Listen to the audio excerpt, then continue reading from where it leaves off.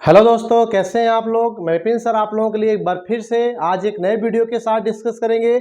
आज का टॉपिक सबसे ज़्यादा इम्पोर्टेंट होने वाला है। दूसरे चैप्टर में कल हमने आपको बताया था कि मानव जनन ह्यूमन रिप्रोडक्शन चैप्टर का कल मैंने आपको पहला वीडियो दिया और उसमें बताया था। ठीक है, आज उसी के चैप्टर के क्रम में हम जो दूसरा क्वेश्चन आज आप पढ़ेंगे जिसका नाम है मानव जनन तंत्र, ये आपके पेपर के लिए बहुत ही महत्वपूर्ण होगा। ठीक है, क्योंकि आप उठा के देख लीजिए पेपर में नर जनन तंत्र और मादा जनन तंत्र, इन दोनों में से एक क्वेश्चन आपके पेपर में अक्सर पूछ लिए जाते हैं।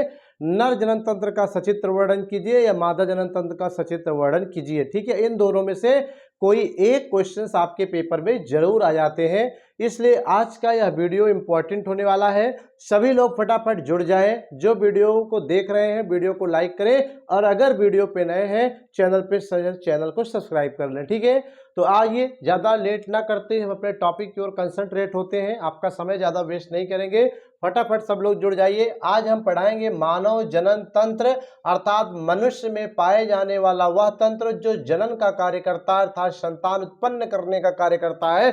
हमने पिछले वीडियो में बताया था जनन का मतलब होता है जन्म देना, अर्थात संतान उत्पन्न करना। ठीक है, किसको जन्म देगा, कौन देगा, प्रत्येक जीवधारी देंगे किसको, अपने जैसे संतान को। ठीक है, लेकिन चूंकि मानव की बात कर रहा था हम मानव में ही डिस्कस करेंगे।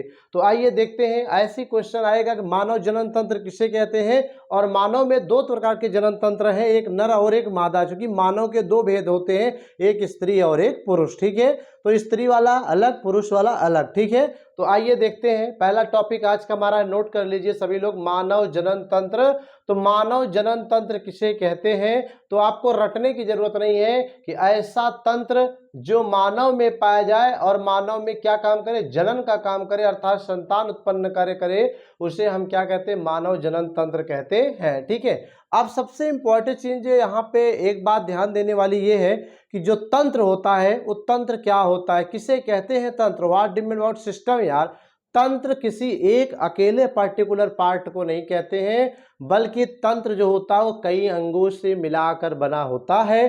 जैसे कहते हैं श्वसन तंत्र, उत्सर्जन तंत्र, पोषण तंत्र ना, तो ये क्या है, तंत्र है। तो ये अलग अलग अंगों से मिला के बने हुए हैं। जैसे हम कहते हैं श्वसन तंत्र, श्वसन में क्या है आपका, ये नासाद्वार है, फिर नासा गुहा है, फिर श्वास नली है, फिर यहाँ पे आपका एक क्या है, फेफड़ा होगा, दो लेफ्ट और राइट। फेफड़े में भी क्या है आपका प्रमुख श्वसनांग होता है, तो इस फेफड़े को, श्वसनिकाओं को, ठीक है, फिर आपका यहाँ पे जो आपका श्वास गुहा है, ठीक है, नासाद्वार है, नासा गुहा, इन सबको मिला के हम श्वसन तंत्र कहते हैं। अब केवल फेफड़े को श्वसन तंत्र कहते हैं ऐसा संभव नहीं है। ठीक है, सबको मिला के कहते हैं, यानी तंत्र का मतलब जो एक से अधिक अंगों से मिलकर बना हो।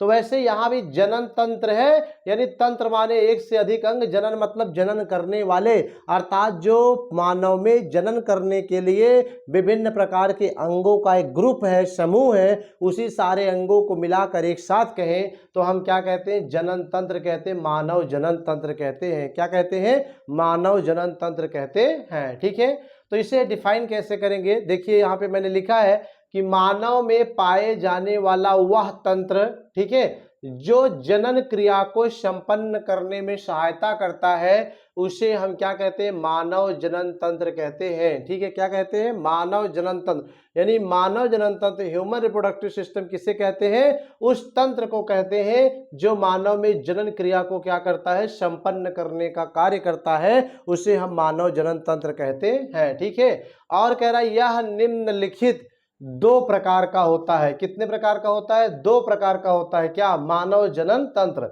अब आपसे पूछा जाए how many types of human reproductive system, तो आप कहेंगे इट इज 2 टाइप, अर्थात ये दो प्रकार का होता है। कौन, क्योंकि मानव में दो भेद होते हैं, नर और मादा, स्त्री और पुरुष। तो इसका मतलब है कि स्त्री में जनन के लिए अलग अंग होता है और पुरुष में अलग होता है, तो इसलिए दो भेद हो गए, एक स्त्री वाला जनन तंत्र और एक पुरुष वाला। ठीक है, तो ये नंबर 1 है बेटा नर जनन तंत्र और दूसरा है मादा जनन तंत्र। ये आपका पहला हो गया और ये दूसरा हो गया। ठीक है, अब हम यहीं से इन दोनों में से कोई एक क्वेश्चन आपके बोर्ड एग्जाम में निश्चित तौर पे पूछा जाता है। आप ये पेपर का सेट देखिए, 4 सेट बनते हैं पेपर के, तो एक सेट में जरूर ये क्वेश्चन आपको ट्रेंड करता हुआ जरूर दिखाई देगा, किसी में नर वाला किसी में मादा। यानी यहाँ से अगर आप नर जनन तंत्र का सचित्र वर्णन सीख लिया, मादा जनन तंत्र का, तो 100% आपके पेपर में एक लॉन्ग क्वेश्चन जरूर फंस जाएगा। ठीक है, इसलिए इसको ध्यान से पढ़िए। अब बात करते हैं नर जनन तंत्र क्या है। ठीक है। तो नर जनन तंत्र क्या है, अब आप इससे भी बना लीजिए कि ऐसा तंत्र जो क्या करता है, जनन का कार्य करे किसमें, नर में, ठीक है, अर्थात नर अर्थात पुरुष में। हमने आपको बताया था पिछले वीडियो में बेटा कि जो मानव होता है उसमें लैंगिक जनन होता है। लैंगिक जनन में क्या होता है, दो लोगों की पार्टिसिपेटिंग होती है, एक पुरुष की और एक महिला की, तो दोनों का आधा आधा अंश मिलता है तब एक बच्चा बनता है, एक बेबी का निर्माण होता है। तो उस अंश को मिलाने के लिए मेल फीमेल को क्या करना पड़ता है, जनन करना पड़ता है। इसीलिए भगवान ने, ईश्वर ने, गॉड ने क्या किया है कि नर में अलग और मादा में अलग सिस्टम डेवलप किया है, ठीक है। तो नर जनन तंत्र किसे कहते हैं, नर में पाए जाने वाला तंत्र जो जनन का कार्य करता है उसे नर जनन तंत्र कहते हैं। यहां हमने लिख भी रखा है कि नर में पाए जाने वाला वह जननांग, हमने कहा जो तंत्र होता है वो कोई अकेला नहीं होता, कई अंगों से मिलकर बना होता है, ठीक है। तो वह जननांग, जननांग मतलब जनन में कार्य करने वाले अंग, भाग लेने वाले जो अंग हैं, ठीक है, वह जननांग जो जनन में सहायता करता है, जो जनन में सहायता के बजाय यहां लिख देंगे जो जनन में भाग लेता है, ठीक है। क्या करता है, भाग लेता है या जनन क्रिया संपन्न करता है, लिख देते हैं कि वह जननांग जो जनन में क्या करता है, भाग लेता है, ठीक है। उस जननांग के समूह को हम क्या कहते हैं, नर जनन तंत्र कहते हैं, ठीक है, उस जननांग के समूह को। अब बात आती है, कह रहा है कि नर में पाए जाने वाले वे जननांग जो जनन में भाग लेते हैं, उसी जननांग के, ठीक है, उसी जननांग के समूह को हम नर जनन तंत्र कहते हैं। तो ये जननांग के समूह कौन कौन से हैं, तो यहाँ पे लिखा गया है वृषण कोश, वृषण, अधवृषण, नर जनन वाहिनियां, शुक्र जनन वाहिनियां, मूत्र मार्ग व शिश्न सहायक जनन ग्रंथियां, ये 6 हैं। इन्हीं 6 को अगर एक साथ बोला जाए तो इन्हीं को हम नर जनन तंत्र कहते हैं, क्योंकि ये 6 प्रकार के जो जननांग हैं ये एक समूह में जब कार्य करते हैं तो तंत्र के रूप में कार्य करते हैं, उस तंत्र को हम नर जनन तंत्र कहते हैं, चूंकि ये नर के बॉडी में ही पाए जाते हैं। लिखा हुआ ये जो प्रायः शरीर के, ठीक है, भाग कहाँ, बाहर, ये शरीर के बाहरी भाग में, उदर भाग में क्या होते हैं, पैरों के पास, पैरों के पास स्थित होते हैं, ठीक है। अब आपसे पूछा जाए नर का जो जनन तंत्र है वो कहाँ होता है, तो आप लोगों को पता होगा कि उदर भाग, उदर भाग का मतलब हमारी बॉडी जो है 2 भागों में बटी है। एक नाभि के ऊपर की भाग करें वक्ष भाग होता है, जहां ये सीना, हृदय, फेफड़े हैं, ये सब वक्ष गुहा में वक्ष भाग आते हैं, और नाभि के नीचे वाला जो भाग होता है बेटा ये उदर भाग होता है। तो सामान्य से रूप से चाहे स्त्री हो चाहे पुरुष हो, दोनों के जननांग नाभि के नीचे वाले भाग अर्थात उदर भाग में ही पाए जाते हैं। तो इसीलिए कह रहा है कि जो नर जनन तंत्र होता है ये शरीर के बाहर होता है, आउट ऑफ बॉडी, यानी पुरुष का जो जननांग है वो उदर भाग में तो है लेकिन शरीर के बाहर स्थित होता है, जबकि महिलाओं में भी उदर भाग में, नाभिक के नीचे, लेकिन शरीर के अंदर होता है, ठीक है। तो यहाँ पे क्या है कि जो नर जनन तंत्र शरीर के बाहर होता है और उदर भाग में पैरों के पास स्थित होता है, ठीक है। सबसे पहली चीज कि शरीर के बाहर होता है, ठीक है। कभी कभी क्वेश्चन पुटअप कर लिया जाता है कि मानव का जो जननांग है वो शरीर के बाहर होता है, क्यों, ठीक है, क्यों शरीर के बाहर भगवान ने उसे स्ट्रक्चर उसका शरीर के बाहर डेवलप कर दिया। तो इसका एक उत्तर प्रश्न है, तो उत्तर भी है क्योंकि जो पुरुष का जननांग है मुख्य रूप से वृषण, वृषण, वृषण जिसे टेस्टिस या अंड कहते हैं, ये कहीं ना कहीं बॉडी के टेम्परेचर, बॉडी का टेम्परेचर कितना होता है बेटा, बॉडी का टेम्परेचर होता है 37 डिग्री सेल्सियस। कितना होता है शरीर का टेम्परेचर, 37 होता है, लेकिन इस वृषण को कार्य करने के लिए 35 डिग्री सेल्सियस टेम्परेचर की जरूरत होती है।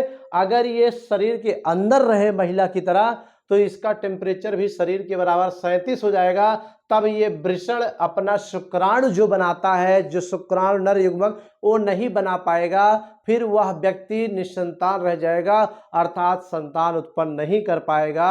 इसीलिए भगवान ने 35 डिग्री सेल्सियस इसे बनाए रखने के लिए, ताकि अपना काम करे, इसे शरीर के बाहर बना दिया। शरीर के बाहर रहने से ये शरीर का 37, तो इसके बाहर रहने से 2-3 डिग्री सेल्सियस कम टेम्परेचर रहता है, अर्थात 34 या 35, तब जाके इतने पर अपना ये शुक्राणु बनाता रहता है, ठीक है। इसलिए तो ये आपका क्वेश्चन हो गया। अब कह रहा है कि ये जो जननांग होते हैं, ठीक है, ये क्या होते हैं, निम्नलिखित जननांगों से मिलकर बना होता है। क्या, नर जनन तंत्र जो होता है ये कई जननांगों से मिलकर बना होता है, जिसमें अगर पहले की बात करें तो वृषण कोश अर्थात टेस्टिस सैक होता है, ठीक है, वृषण कोश, टेस्टिस सैक, दूसरा वृषण, तीसरा आपका अधिवृषण, एपिडिडाइमिस जिसे कहते हैं। चौथा आपका शुक्र वाहिनियां, वसा डिफरेंस या नर जनन वाहिनियां भी कहते हैं, ठीक है। और चौथा आपका है पांचवा मूत्र मार्ग और शिश्न होता है, जिसे पेनिस कहते हैं, यूरेथ्रा कहते हैं। और छठवां आपका है सहायक जनन ग्रंथियां। तो ये 6 प्रकार के जो आपकी जननांग है, यही 6 प्रकार के जननांग जब एक साथ मिलकर कार्य कर संपन्न करते हैं, जनन क्रिया को संपन्न करते हैं, तब उसे जननांग नहीं बल्कि एक तंत्र के रूप में जाना जाता है, जिसे नर जनन तंत्र कहते हैं, ठीक है। तो ये क्लियर हो गया होगा। अब इसमें कह रहा है 6 भाग हैं। पहला है वृषण कोश। देखते हैं कि वृषण कोश क्या होता है, जिसे टेस्टिस सैक कहते हैं, ठीक है। इसमें हम पहले की डिस्कशन करने जा रहे हैं, वृषण कोश क्या होता है अर्थात टेस्टिस सैक किसे कहते हैं, ठीक है। तो यहाँ पे देखिए सबसे पहली चीज कि जो यह है एक ढीली ढाली रोम युक्त त्वचा की बनी थैली होती है, ठीक है। वृषण कोश, कोश माने एक खाली स्थान या थैली जिसमें कोई चीज रखा जा सके, ठीक है। तो उसी को हम कोश कहते हैं। चूंकि ये वृषण का कोश है, अर्थात ये जो वृषण आपका है टेस्टिस है, अंड कोश क्या है या आपका एग है, वो क्या है एक थैली में बंद है, एक रचना में, एक संरचना, एक थैली नुमा रचना में बंद है, जिसे वृषण कोश कहते हैं अर्थात टेस्टिस सैक कहते हैं। और वही कह भी रहा है कि जो ये कोश होता है वो क्या होता है, एक ढीली ढाली अर्थात एक ढुल्ल मुल्ल क्या होती है, रोम युक्त, जिसपे बाल पाए जाते हैं अर्थात रोए जैसे, उस रोम युक्त त्वचा की बनी हुई एक थैली होती है अर्थात वृषण कोश फाइनली क्या थैली है जो रोम युक्त होती है और उसकी त्वचा ढीली ढाली होती है, रचना होती है, ठीक है, ढीली ढाली ना। तो इसमें केराट की ढीली ढाली रचना है जिसमें, ठीक है, जिसमें वृषण उपस्थित होता है, ठीक है।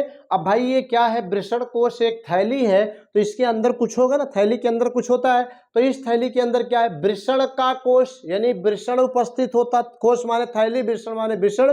तो वही कह रहा है कि थैली है जिसमें वृषण उपस्थित होता है, और ये वृषण ही क्या होता है, प्रमुख और मेन जननांग होता है, इसी में शुक्राणु बनते हैं, ठीक है। अगर यही ना रहे तो उसका कोई मतलब नहीं, शुक्राणु नहीं बनेगा अर्थात बेबी बनना, अर्थात संतान बनना, निर्माण करना, अर्थात एक पिता बनना संभव नहीं होगा, क्योंकि पिता बनने के लिए आपकी बॉडी में, पुरुष की बॉडी में शुक्राणु बनना चाहिए, और वह शुक्राणु इसी वृषण में बनता है, और ये वृषण इसी कोश में क्या होता है, बंद होता है। जैसे ये वृषण है तो इसके चारों तरफ ये एक आवरण होता है, एक कोश, एक थैली है, तो यही आपका क्या है, वृषण कोश, इसीलिए इसे वृषण कोश कहते हैं क्योंकि ये वृषण का कोश है, ठीक है।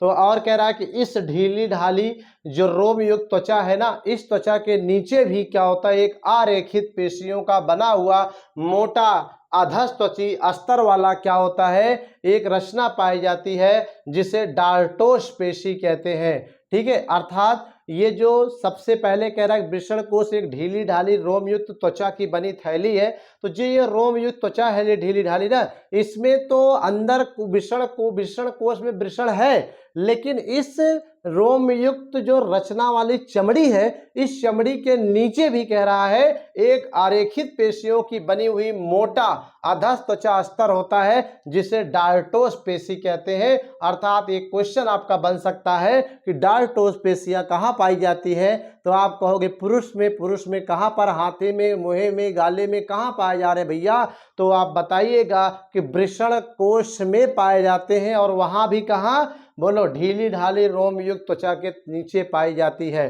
तो एक नंबर का क्वेश्चन बनेगा कि डाल्टोस की पेशियां कहाँ पाई जाती हैं, वृषण कोश में पाई जाती हैं, ठीक है। और ये सेकंड लेयर का कार्य करती हैं जो थोड़ी मोटी होती हैं। और कह रहा है कि वृषण कोश के अंदर एक विभाजक पट होता है, ठीक है। जैसे ये आपका वृषण कोश मान लीजिए है, तो इसी के अंदर ऐसे एक पट पाया जाता है जो इसको ए में और इसको बी में, अर्थात 2 भागों में डिवाइड करने का कार्य करता है, ठीक है। तो वही कह रहा है कि वृषण कोश के अंदर एक विभाजक पट पाया जाता है जो इसे क्या करता है, 2 भागों में, ठीक है, कितने भागों में, 2 भागों में बांटे रहता है या बांटने का कार्य करता है, और प्रत्येक भाग में एक वृषण रहता है। जैसे दोस्तों कोई कमरा हो, एक कमरे में एक पार्टीशन डाल दें, तो अब वह पार्टीशन क्या कर रहा है, एक कमरे को दो कमरों में बांट रहा है, एक लेफ्ट और एक राइट। वैसे ही आपका ये वृषण कोश के बीच भी एक विभाजक पट होता है जो वृषण कोश में दो भाग बना देता है, एक लेफ्ट और एक राइट, और प्रत्येक भाग में वृषण रहता है, अर्थात दो भाग हुआ तो दो वृषण पाए गए। ठीक है, तो वही कह रहा है किसमें कि प्रत्येक भाग में एक वृषण पाया जाता है और इस वृषण कोश का जो ताप होता है प्रायः शरीर के ताप से 2 से 3 डिग्री सेल्सियस, ठीक है, 2 से 3 डिग्री सेल्सियस तक क्या होता है, कम होता है। अभी मैं चर्चा कर रहा था ना कि भगवान ने क्या किया कि नर जनन तंत्र को उदर भाग में शरीर के बाहर क्यों रखा है, ठीक है, ताकि शरीर का जो 37 डिग्री सेल्सियस ताप है, ठीक है, वृषण का ताप उससे कम हो। समझ रहे कि नहीं, इसलिए इसने क्या किया है, रखा है। ठीक है, तो यहाँ पे कह रहा कि यहाँ पे कि इस वृषण कोश का जो ताप है शरीर के ताप से 2 से 3 डिग्री सेल्सियस प्रायः कम रहता है। और सर्दियों में ताप जब कम हो जाता है, अर्थात सर्दियों में जब टेम्परेचर शरीर का घटता है, हमारी शरीर जब थोड़ा सा ठंडी हो जाती है, बाह्य वातावरण का ताप घट जाता है, जिससे हमारे शरीर पर ताप भी घटने लगता है बाह्य रूप से, तो फिर क्या होता है कि जो इसकी डार्टोस पेशियां है ना, जो डार्टोस ये पेशियां हैं, ये भी ताप कम होने पे सिकुड़ने लगती हैं और सिकुड़ करके ऐसे ये शरीर के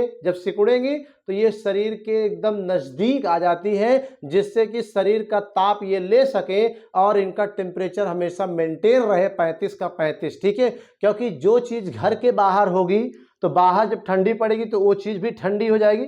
सपोज करिए कोई लोहा अगर बाहर पड़ा है तो बाहर अगर टेम्परेचर ज़्यादा है तो उसका भी टेम्परेचर ज़्यादा, अगर बाहर कम टेम्परेचर तो उसका भी कम हो जाएगा। ठीक है, लेकिन वो अगर अंदर आ जाए, घर के अंदर आ जाए अगर वो चीज़, तो वो टेम्परेचर उतना नहीं रहेगा जितना बाहर रहेगा। तो वैसे ठंडियों के समय में जब शरीर ठंडा होता है तो ठंड के प्रभाव से ये पेशियाँ जो डार्टोस पेशी है ये क्या होती है, सिकुड़ने लगती है। ऐसे सिकुड़ करके ऊपर की ओर उठ करके शरीर के नज़दीक आ जाती है, जिससे शरीर में से कुछ टेम्परेचर लेकर अपना टेम्परेचर कितना 35 डिग्री सेल्सियस क्या रहती है, बनाए रखने का कार्य करती है। ठीक है, तो वही कह रहा है कि सर्दियों में ताप कम होने पर इसकी डार्टोस पेशियां सिकुड़ जाती हैं, जिससे यह कुछ मोटी होकर के शरीर के पास लाकर क्या होती है, इस शरीर का ताप ग्रहण करके शरीर की ताप से इसकी अपनी पूर्ति करता है। ठीक है, और गर्मी में इसके विपरीत होता है, यानी जब टेम्परेचर गर्मी में बढ़ता है तो ये डार्टोस पेशियां जो सिकुड़ी है शरीर के नज़दीक, वो फिर से फैलेंगी, फैल करके शरीर से दूर थोड़ा सा नीचे की ओर क्या हो जाएंगी,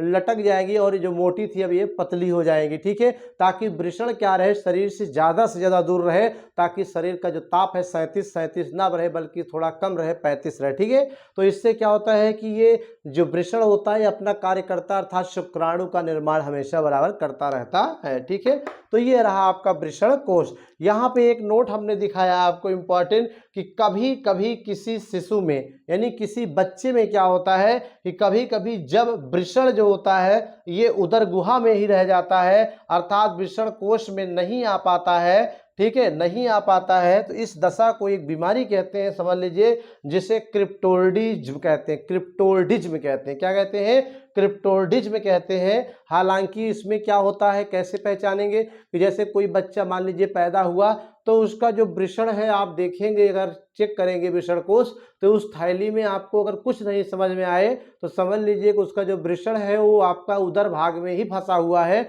अगर समय रहते डॉक्टर्स को चेक करा देंगे तो डॉक्टर ऑपरेशन वगैरह करके उसे उसमें क्या करते हैं, फिर से सेटअप कर देंगे वृषण कोश में, ताकि वो क्या रहे कि शरीर के कम टेम्परेचर को करके अपना शुक्राणु आगे चल करके बना सके।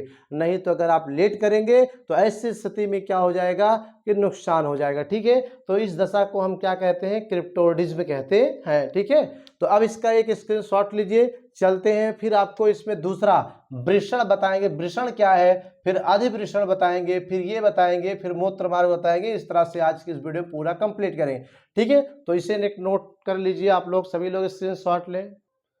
चलिए फिर अब हम दूसरी हेडिंग वृषण व इसकी रचना की बात करते हैं। ठीक है, तो हमने कहा कुल 6 प्रकार के नर जनन तंत्र में जननांग होते हैं, अर्थात भाग पाए जाते हैं, जिसमें आपने पहला वृषण कोश देखा अभी आपने। अब आप दूसरा पढ़ने जा रहे हैं जिसमें वृषण व इसकी रचना देखिए। ठीक है, तो आपसे अगर एक नंबर पूछा जाए कि प्रमुख मानव का या नर का प्रमुख जननांग कौन सा होता है, तब आप क्या कहेंगे, तब आपका आंसर होना चाहिए वृषण। ठीक है, यही वृषण, इन 6 में जो अभी आपने पढ़ा, पहला वृषण, फिर वृषण कोश, वृषण है ना, फिर सहायक जनन ग्रंथियां पढ़ा, फिर शुक्र जनन या शुक्र नलिकाएं, तो इन सब में जो सबसे ज्यादा इंपॉर्टेंट है वो क्या है, आपका महत्वपूर्ण है वृषण। क्यों? क्योंकि इसी में शुक्राणु का निर्माण होता है और जनन करने के लिए शुक्राणु ही इंपॉर्टेंट है और कुछ नहीं। ठीक है, तो सबसे पहले देखेंगे कि यह नर का प्रमुख जननांग होता है। यही लाइन इसका सबसे ज्यादा इंपॉर्टेंट है। ठीक है, स्टार्टिंग में अगर आपसे एक नंबर पूछे कि नर का प्रमुख जननांग कौन सा है, तो नर का प्रमुख जननांग आप क्या कहेंगे भैया कि वृषण होता है, अर्थात टेस्टिस होता है। ठीक है, क्या होता है? वृषण होता है, टेस्टिस होता है। फिर कह रहा है कि जो 4 से 5 सेंटीमीटर लंबा होता है, यानी इसकी लंबाई, जैसे यही है वृषण, तो इसकी जो लेंथ है यहां से यहां तक, यह लंबाई ये 4 से 5 सेंटीमीटर होती है। ठीक है, फिर ये 2 से 3 सेंटीमीटर मोटा होता है, यानी इसकी मोटाई अगर देखें 2 से 3 सेंटीमीटर, और ये गुलाबी रंग का होता है। किस रंग का होता है? गुलाबी रंग का होता है। और अंडाकार, इसकी रचना क्या होती है? अंडाकार होती है। ठीक है, और इसका जो वजन होता है दोस्तों, वेट होता है, ये लगभग 10 से 15 ग्राम या 20 ग्राम या 18 ग्राम, ऐसे नियर अबाउट, किसी कम ज्यादा। ठीक है, इतना ही होता है, इसका वजन 10 से 15 ग्राम होता है। और यह एक मोटे और द्विस्तरीय वृषण खोल या संपुट से ढका रहता है। ठीक है, यानी वृषण जो होता है इसके ऊपर, अभी मैंने बताया ना वृषण खोल में वृषण है, तो वृषण के ऊपर क्या एक खोल है, एक आवरण है, इसी आवरण को वृषण खोल या संपुट कहते हैं। और यह द्विस्तरीय होता है, मोटा होता है। ठीक है, द्विस्तरीय में जिसमें मैंने पहले क्या कहा कि ऊपर वाला ढीला ढाला कोश क्या था, वो लेयर थी ना, और उसके नीचे एक मोटा था क्या, डायस्टोस्पेसिया वाला। ठीक है, अभी बताया ना इसके पहले। फिर कह रहा है कि जिसका बाहरी स्तर बहुत महीन होता है, ठीक है, जिसे यौनिक स्तर कहते हैं। क्या कहते हैं? यौनिक स्तर कहते हैं। यानी कि जो वृषण है, वृषण का जो बाहर का आवरण द्विस्तरीय है, उसके बाहर का सबसे पहला स्तर जो है वो यौनिक स्तर कहलाता है। और इसके नीचे भी एक जो दूसरा है वो सघन श्वेत तंतुओं से बना हुआ संयोजी ऊतक का लेयर होता है। लेकिन जो ऊपर वाला पतला था, तो इसके बाद वाला ये क्या होता है, थोड़ा मोटा होता है, जिसे श्वेत कंचुक या एल्बुजिनिया स्तर कहते हैं। क्या कहते हैं? श्वेत कंचुक या एल्बुजिनिया स्तर कहते हैं, जो पूरे वृषण पर फैला रहता है। क्या होता है? पूरे वृषण पर गाइस फैला रहता है, अर्थात वृषण के चारों ओर से ढका रहता है। और इससे निकली अधूरी पट्टियां वृषण में धंस करके, ठीक है, वृषण में धंस कर इसके ऊतक को लगभग 250 शंक्वाकार पिंडक में बांट देती हैं। और प्रत्येक पिंडक जो होता है, ठीक है, प्रत्येक पिंडक के ढीले से संयोजी ऊतक में 1 से 3 जो होती है वो महीन और अत्यधिक कुंडलित शुक्रजन नलिकाएं पाई जाती हैं। ठीक है, और इन्हीं नलिका में, इन्हीं शुक्रजन नलिका में, ठीक है, इन्हीं शुक्रजन नलिका में शुक्रजन क्रिया के कारण क्या होता है, शुक्राणु बनते हैं, अर्थात नर युग्मक बनते हैं। यानी फाइनली हम देखें शुक्राणु कहाँ बन रहा है, इसी वृषण में बन रहा है। हमने पहले ही बताया था कि शुक्राणु का निर्माण हाथ में, मुंह में, पेट में कहाँ होता है, तो वृषण में ही होता है। ठीक है, इसीलिए वृषण को ही प्रमुख जननांग कहा जाता है। ठीक है, तो अब कह रहा है कि इसके पिंडक के ऊतक में, ये जो 250 शंक्वाकार पिंडक है, इसके पिंडक के ऊतक में शुक्रजन नलिका के अतिरिक्त भी क्या होता है, रुधिर केशिकाएं पाई जाती हैं, तंत्रिका कोशिका पाई जाती है या तंत्रिका तंत्र, और अंतःस्रावी कोशिकाएं पाई जाती हैं, एंडोक्राइन सेल पाई जाती हैं। तो इन कोशिकाओं का इसमें अनेक छोटे छोटे ऐसे ग्रुप में, समूह में पाए जाते हैं, जिसे अंतराली या लैडिक कोशिका कहते हैं। क्या कहते हैं? अंतराली कोशिका या लैडिक कोशिका कहते हैं। और इस अंतराली या लैडिक कोशिकाओं का कार्य जो होता है वो क्या होता है, नर जनन हार्मोन्स का स्रावण करना, जिससे कि नर का जो जननांग है, सहायक जनन ग्रंथियां हैं, वो विकसित हो और द्वितीयक लैंगिक लक्षण का निर्माण हो, अर्थात दाढ़ी मूछ का निर्माण होता है। द्वितीयक लैंगिक लक्षण का मतलब होता है जैसे दाढ़ी मूछ का आना, है ना, जननांगों का कार्य करना, पेशियों का, कंधों का चौड़ा हो जाना, ये सब द्वितीयक लैंगिक लक्षण में आते हैं। तो जो द्वितीयक लैंगिक लक्षण उत्पन्न होते हैं, दाढ़ी मूछ का आना, और सहायक जनन ग्रंथियां काम करती है ना, वो एक हार्मोन्स के प्रभाव से कार्य करती है, जिसे नर जनन हार्मोन्स कहते हैं। और यह हार्मोन्स क्या होता है, इसी वृषण के अंतराली कोशिका या लैडिक कोशिकाओं द्वारा स्रावित होता है। तो एक क्वेश्चन यहाँ से कई बार पूछा गया है कि लैडिक कोशिकाएं कहाँ पाई जाती हैं, अंतराली कोशिकाएं कहाँ पाई जाती हैं, तो आप क्या बताएंगे कि वृषण में पाई जाती हैं। इनका काम क्या होता है, इनका काम होता है कि नर जनन हार्मोन्स को स्रावित कर देना, जिससे सहायक जनन ग्रंथियों का विकास हो जाए और द्वितीयक लैंगिक लक्षण का पुरुष में विकास हो जाए, अर्थात दाढ़ी मूंछ का आना प्रारंभ हो जाए। ठीक है, अब कह रहा है कि इसी प्रत्येक शुक्रजन नलिका के चारों ओर, ठीक है, संयोजी ऊतक की बनी हुई आधार कला पाई जाती है और इसी आधार कला के भीतर जननिक एपिथेलियम क्या होती है, जननिक एपिथेलियम होती है, जिसमें शुक्रजन कोशिका पाई जाती है, अर्थात स्पर्मेटोगोनिया तथा अवलंबन कोशिका यानी उपचारक या सर्टोली कोशिकाएं भी पाई जाती हैं। ठीक है, तो आपसे यहाँ पे 3-4 पॉइंटें ध्यान रखने वाली बातें हैं इस वृषण से कि वृषण प्रमुख जननांग है। पहला क्वेश्चन तो ये पूछा जा सकता है 1 नंबर का। दूसरा ये भी पूछा जा सकता है कि शुक्रजन नलिकाएं कहाँ पाई जाती है, वृषण में ही पाई जाती है, इसका काम क्या है, शुक्रजन क्रिया द्वारा शुक्राणु का निर्माण करना।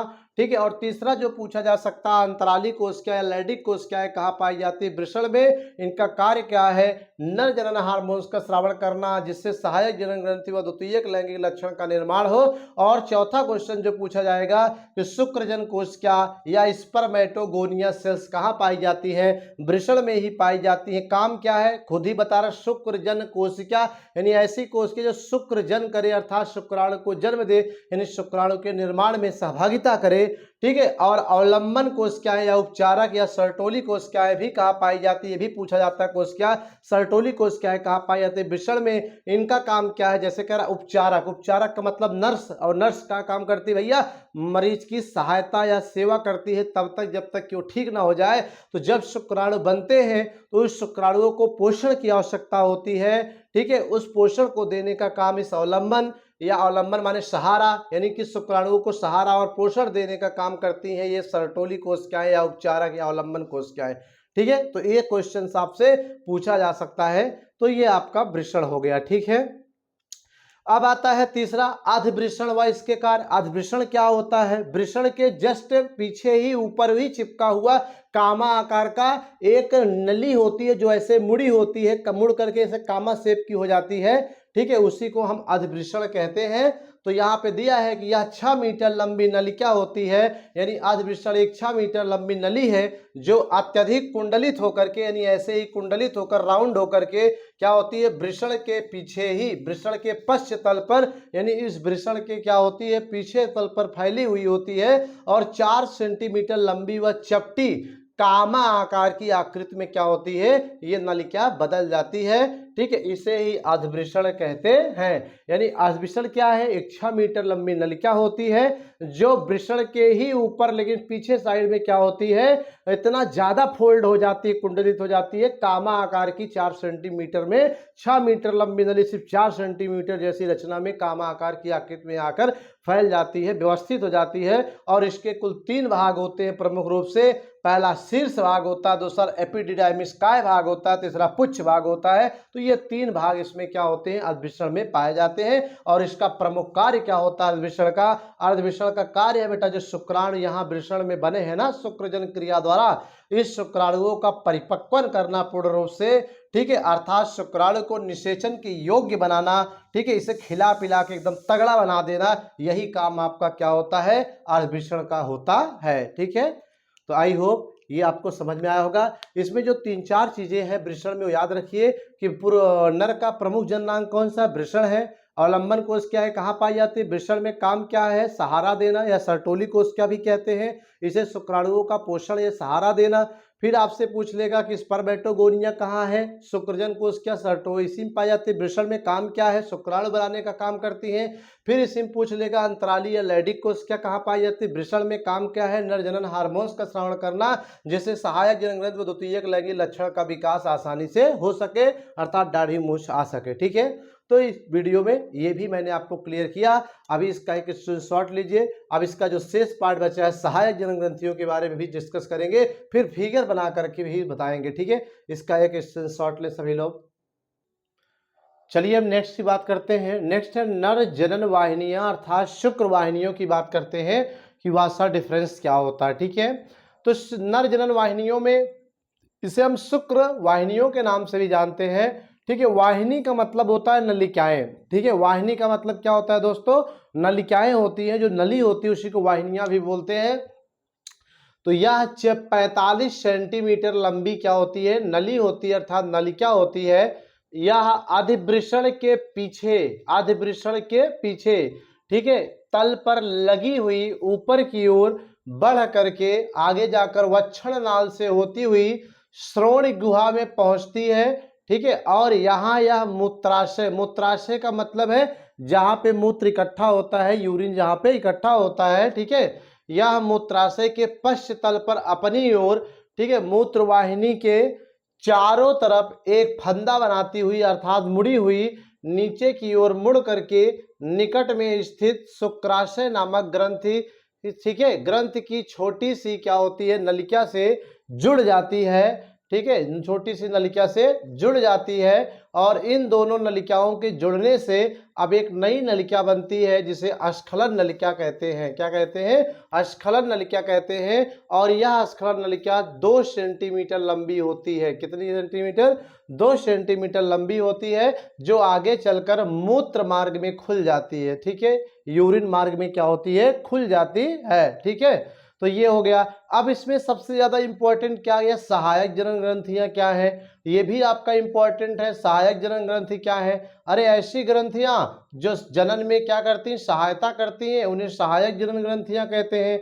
यानी कि वे ग्रंथियां जो जनन में सहायता करती हैं उन्हें नर सहायक जनन ग्रंथियां कहते हैं। ठीक है, जैसे हमारे शरीर में ग्रंथियों में तो बहुत ग्रंथि, जैसे लीवर भी ग्रंथि है, लेकिन ये जनन में सहायता नहीं करती, पोषण में सहायता, पाचन में सहायता करती है। लाल ग्रंथियां भी पाई जाती हैं, लेकिन ये क्या करती, जनन में सहायता करती नहीं, ये तो आपके भोजन पाचन के समय सहायता करती हैं, पोषण और पाचन में। तो लेकिन आपके शरीर में कुछ ऐसी भी ग्रंथियां हैं जो जनन के समय जनन क्रिया संपादन करने में हेल्प करती हैं, उन्हीं को हम सहायक जनन ग्रंथियां या नर सहायक जनन ग्रंथियां कहते हैं। ये कुल 3 होती हैं। नंबर 1 शुक्राशय, नंबर 2 पुरोस्थ या प्रोस्टेट ग्लैंड कहते हैं, नंबर 3 बल्बो यूरेथ्रल या काउपर की ग्रंथियां कहते हैं।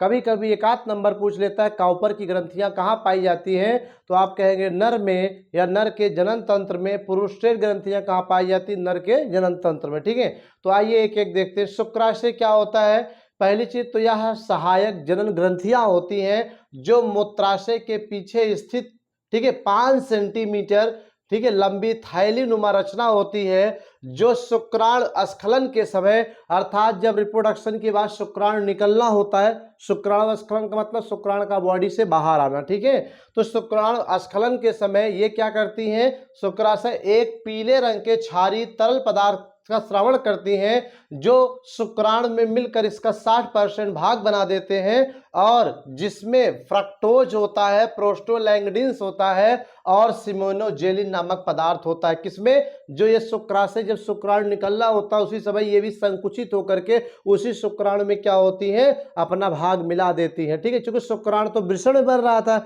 जब वो वृषण से शुक्राणु इजैकुलेशन होता, निकलना होता है, उसी समय शुक्राशय भी क्या होता है, संकुचित होकर एक पीले रंग का क्या होता है, क्षारीय तरल पदार्थ मिला देता है, जिसमें क्या होता है, फ्रक्टोज, प्रोस्टाग्लैंडिन्स होता है और सिमेनोजेलिन होता है। यह कुल 60% भाग मिलकर के शुक्राणु का बनाता है। ठीक है, और इसमें जो तीनों पदार्थ है ना, इसमें जो फ्रक्टोज होता है, फ्रक्टोज कार्बोहाइड्रेट होता है तो ऊर्जा का काम करेगा, तो ये फ्रक्टोज एटीपी के रूप में शुक्राणु को ऊर्जा प्रदान करने का कार्य करता है, और प्रोस्टाग्लैंडिन्स जो होता है शुक्राणु को सक्रिय बनाने का काम करता है, और सिमेनोजेलिन शुक्राणु को गाढ़ा करने का काम करता है। ठीक है, क्या करता है, शुक्राणु को गाढ़ा करने का काम करता है। ठीक है, ये याद रखिएगा, सिमेनोजेलिन नामक कार्य का कार्य क्या है, शुक्राणु को गाढ़ा करना। अब आता है दूसरा प्रोस्ट ग्रंथि या प्रोस्टेट ग्रंथि किसे कहते हैं, प्रोस्टेट ग्रंथि, तो यह भी एक नर सहायक जनन ग्रंथि होती है जो मूत्र मार्ग के आधार भाग के चारों ओर स्थित होती है और सिंघाड़े के आकार की होती है। ठीक है, सिंघाड़े की आकार ग्रंथि है जिसकी नलिकाएं मूत्र मार्ग में आकर खुलती हैं, और यह भी शुक्राणु स्खलन के समय संकुचित होकर के एक सफेद रंग का हल्का अम्लीय पदार्थ स्रावित करता है जो शुक्राणु का 25% भाग बनाने का कार्य करता है। ये 60% बना रहा था, ये 25% भाग बनाता है, और जिसमें सिट्रेट एंजाइम, फास्फेटेज एंजाइम व प्रोटियोलाइटिक एंजाइम्स वगैरह पाए जाते हैं। और इसका काम है शुक्राणु को अष्कंदन होने ना देना, शुक्राणु को जमने ना देना और शुक्राणु की सक्रियता को बराबर बनाए रखना। ठीक है, ये इसका कार्य होता है प्रोस्टेट का, पुरोष्टि का। और तीसरा लास्ट है बल्बो यूरोथ्रल ग्रंथि, जिसे काउपर की ग्रंथियां भी कहते हैं। कई बार पूछा गया है कि काउपर की ग्रंथियां कहां पाई जाती हैं। ठीक है, तो ये प्रोस्टेट के नीचे, यानी जो प्रोस्टेट होता है ये, इसी के नीचे ये बल्बो यूरोथ्रल ग्रंथि होती है जो मूत्र मार्ग के दाएं बाएं स्थित छोटी अंडाकार ग्रंथि होती है। और यह भी स्खलन, शुक्राणु स्खलन के समय, इजैकुलेशन के समय क्या करता है, जनन के समय एक तरल पदार्थ का श्रावण यह भी करता है जो मूत्र मार्ग की अम्लीयता को दूर कर देता है और साथ में योनि मार्ग के चिकना करने का काम करता है। अर्थात जनन के समय फीमेल का जो रिप्रोडक्टिव मार्ग है वो क्या कर देता है, उसको एकदम चिकना करने का काम करता है ताकि सिर्फ क्या हो, आसानी से उसमें पेनिस आ जा सके और शुक्राणुओं का उसमें भी क्या हो सके, सक्रियता बनी रहे। ठीक है, तो ये इसका काम होता है। तो ये आपका पूरा कंप्लीट हो गया एक तरह से कि नर जनन तंत्र किसे कहते हैं, इसका सचित्र वर्णन कीजिए। तो मैंने इस क्वेश्चन में कंप्लीट कराया। अब इसके बाद फिगर, इसका एक स्क्रीनशॉट लीजिए, फिर फिगर पे हम बाई पार्ट यहाँ पे स्टडी करेंगे। तो चलिए फिगर तैयार है। अब इस फिगर के माध्यम से हम विभिन्न प्रकार के नर जनन तंत्र में जो अंग है उन अंगों के बारे में, जो कि अभी हमने आपको डिटेल पढ़ाया, उन अंगों के बारे में देखेंगे। ठीक है, सबसे पहले पेपर में आता है सचित्र वर्णन। तो इसका फिगर बनाने के बाद यहाँ पे इसका नामकरण जरूर करिएगा, हर फिगर के नीचे नाम होना चाहिए। ठीक है, तो ये क्या है, नर जनन तंत्र है, अर्थात मेल रिप्रोडक्टिव सिस्टम है। क्या है, मेल रिप्रोडक्टिव सिस्टम। ठीक है, ये है। तो इसमें आप देखिए सबसे जो इम्पोर्टेंट है ये आपका मेन भाग।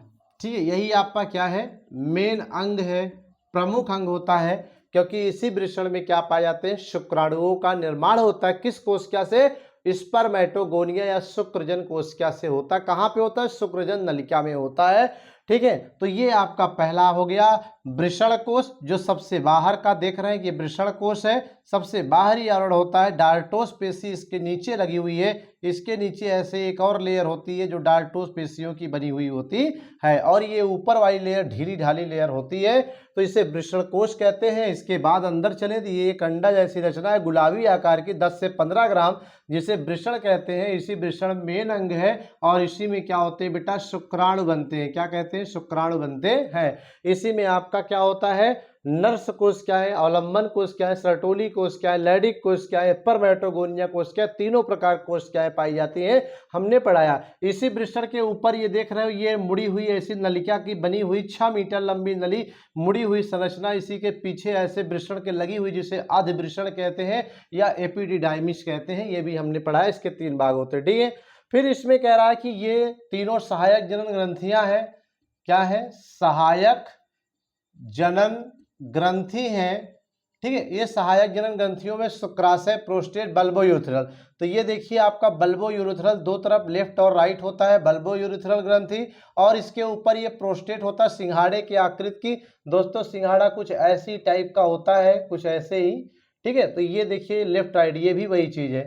ठीक है, ये और ये क्या है, प्रोस्टेट ग्रंथि होती है, इसी के बीच में ये मूत्र नली निकली हुई है। ठीक है, और ये शुक्राशय, प्रोस्टेट के जस्ट ऊपर ये दोनों लेफ्ट राइट क्या है आपके, शुक्राशय ग्रंथियां होती हैं। तो जब शुक्राणु आने लगता है यहाँ से होकर, इस नली से यहाँ पे आने लगता है बाहर, इसी समय ये क्या करती है, ये भी संकुचित होकर 60% भाग बना के उसे मिला के बाहर कर देती है, और प्रोस्टेट ग्रंथि भी संकुचित होकर 25% भाग बना के बाहर निकाल देता है। और बल्बो यूरेथ्रल ग्रंथि क्या होती है, ये क्या करती है, ये सबसे पहले काम कर जाती है, क्योंकि प्रजनन के समय ये क्या करती है, कुछ लिक्विड बूंदे स्रावित करती है, जो इस नली में आकर इस नली की जो यूरिन की वजह से ये नली क्या है, अम्लीय हो गई होगी, उसको दूर करता है, और साथ में फीमेल की मादा के योनि मार्ग को चिकना कर देता है, ताकि इस पेनिस का आना जाना आसान हो सके। ठीक है, ये हो गया।